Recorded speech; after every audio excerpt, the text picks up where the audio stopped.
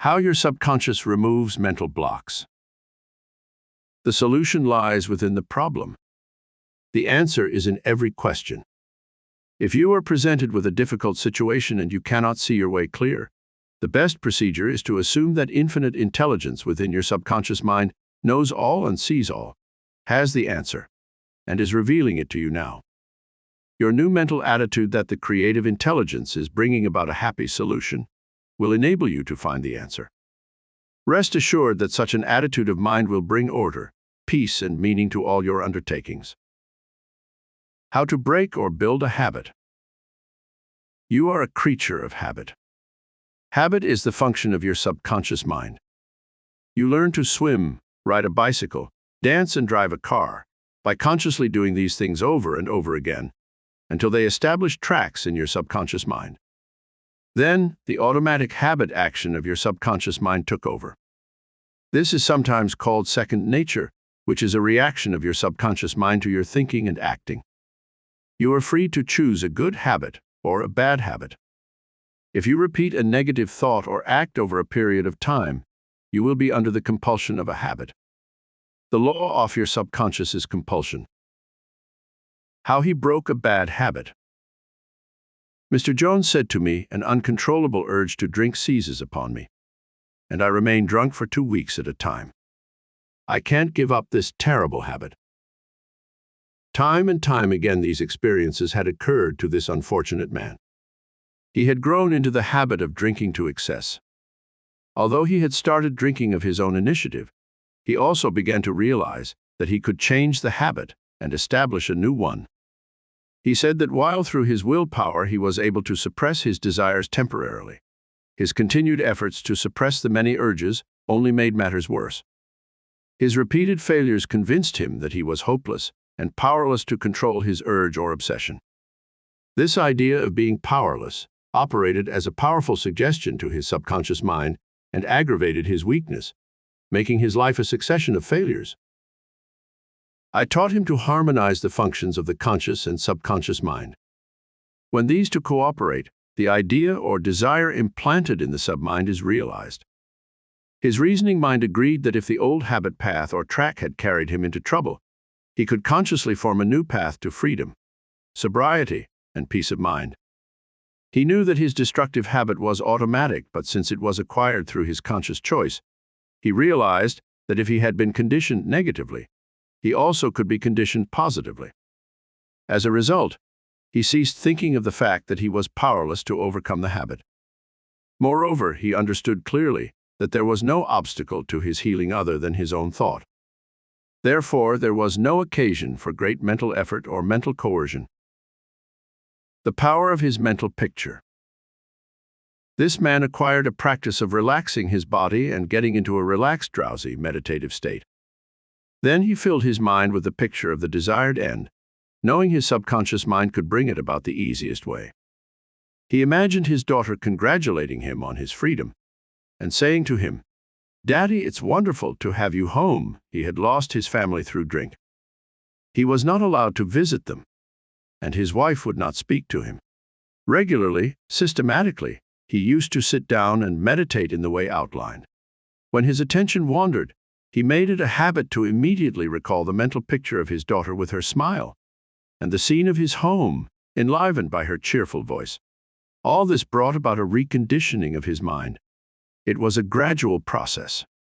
He kept it up. He persevered, knowing that sooner or later he would establish a new habit pattern in his subconscious mind. I told him that he could liken his conscious mind to a camera, that his subconscious mind was the sensitive plate on which he registered and impressed the picture. This made a profound impression on him, and his whole aim was to firmly impress the picture on his mind and develop it there. Films are developed in the dark. Likewise, mental pictures are developed in the darkroom of the subconscious mind. Focused attention. Realizing that his conscious mind was simply a camera, he used no effort. There was no mental struggle. He quietly adjusted his thoughts and focused his attention on the scene before him, until he gradually became identified with the picture. He became absorbed in the mental atmosphere, repeating the mental movie frequently.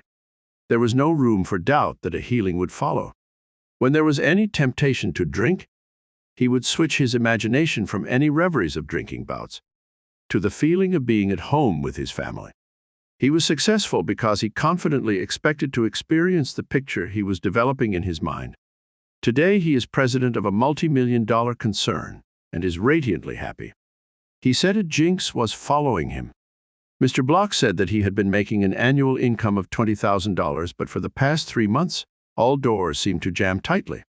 He brought clients up to the point where they were about to sign on the dotted line. And then at the 11th hour, the door closed. He added that perhaps a jinx was following him. In discussing the matter with Mr. Block, I discovered that 3 months previously, he had become very irritated, annoyed, and resentful toward a dentist who, after he had promised to sign a contract, had withdrawn at the last moment. He began to live in the unconscious fear that other clients would do the same, thereby setting up a history of frustration, hostility, and obstacles. He gradually built up in his mind a belief in obstruction and last-minute cancellations until a vicious circle had been established. What I fear most has come upon me. Mr. Block realized that the trouble was in his own mind and that it was essential to change his mental attitude. His run of so-called misfortune was broken in the following way. I realize I am one with the infinite intelligence of my subconscious mind, which knows no obstacle, difficulty, or delay. I live in the joyous expectancy of the best. My deeper mind responds to my thoughts. I know that the work of the infinite power of my subconscious cannot be hindered. Infinite intelligence always finishes successfully whatever it begins. Creative wisdom works through me, bringing all my plans and purposes to completion. Whatever I start, I bring to a successful conclusion. My aim in life is to give wonderful service, and all those whom I contact are blessed by what I have to offer. All my work comes to full fruition in divine order. He repeated this prayer every morning before going to call on his customers, and he also prayed each night prior to sleep. In a short time, he had established a new habit pattern in his subconscious mind, and he was back in his old accustomed stride as a successful salesman. How much do you want what you want?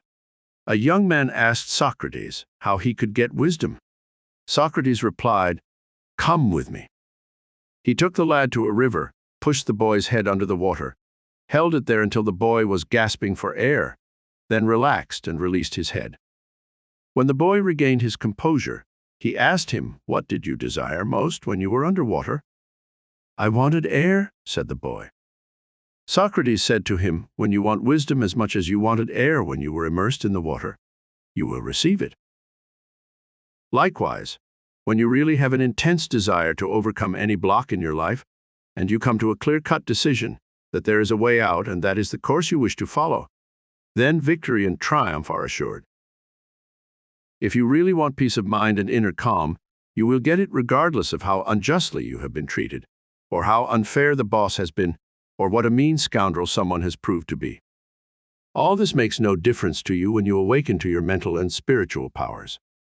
You know what you want, and you will definitely refuse to let the thieves' thoughts of hatred, anger, hostility, and ill will rob you of peace, harmony, health, and happiness. You cease to become upset by people, conditions, news, and events by identifying your thoughts immediately with your aim in life. Your aim is peace, health, inspiration, harmony, and abundance. Feel a river of peace flowing through you now. Your thought is the immaterial and invisible power, and you choose to let it bless, inspire, and give you peace. Why he could not be healed. This is a case history of a married man with 4 children who was supporting and secretly living with another woman during his business trips.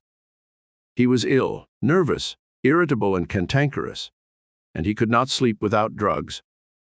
The doctor's medicine failed to bring down his high blood pressure of over 200. He had pains in numerous organs of his body, which doctors could not diagnose or relieve. To make matters worse, he was drinking heavily. The cause of all this was a deep unconscious sense of guilt. He had violated the marriage vows, and this troubled him.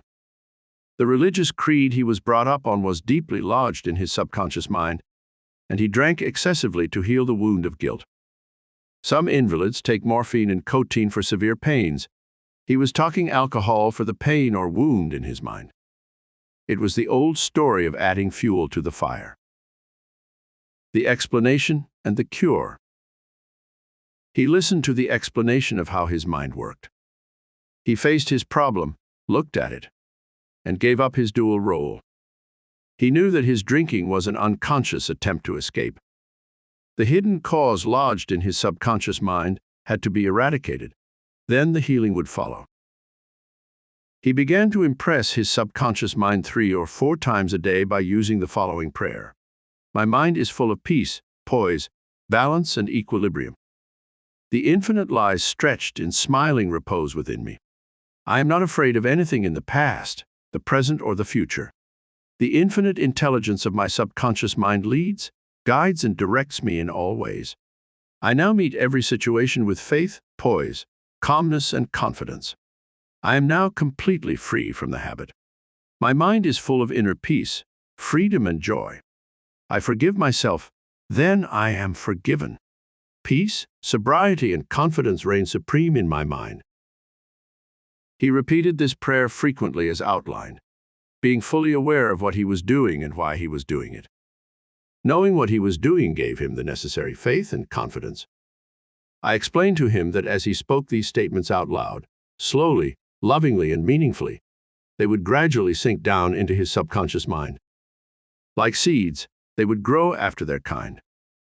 These truths on which he concentrated went in through his eyes.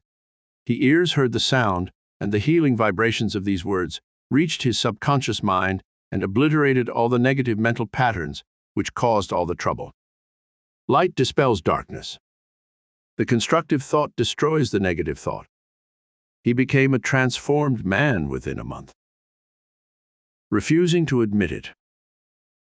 If you are an alcoholic or drug addict, admit it. Do not dodge the issue.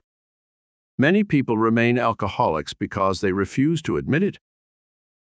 Your disease is an instability, an inner fear. You are refusing to face life, and so you try to escape your responsibilities through the bottle. As an alcoholic, you have no free will, although you think have, and you may even boast about your willpower. If you are a habitual drunkard and say bravely, I will not touch it anymore, you have no power to make this assertion come true, because you do not know where to locate the power. You are living in a psychological prison of your own making, and you are bound by your beliefs, opinions, training, and environmental influences. Like most people, you are a creature of habit. You are conditioned to react the way you do. Building in the idea of freedom. You can build the idea of freedom and peace of mind into your mentality so that it reaches your subconscious depths. The latter, being all-powerful, will free you from all desire for alcohol. Then you will have the new understanding of how your mind works, and you can truly back up your statement and prove the truth to yourself. 51% healed. If you have a keen desire to free yourself from any destructive habit, you are 51% healed already.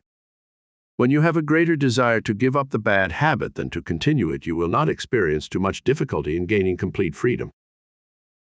Whatever thought you anchor the mind upon, the latter magnifies. If you engage the mind on the concept of freedom, freedom from the habit, and peace of mind, and if you keep it focused on this new direction of attention, you generate feelings and emotions which gradually emotionalize the concept of freedom and peace. Whatever idea you emotionalize is accepted by your subconscious and brought to pass. The law of substitution. Realize that something good can come out of your suffering. You have not suffered in vain. However, it is foolish to continue to suffer.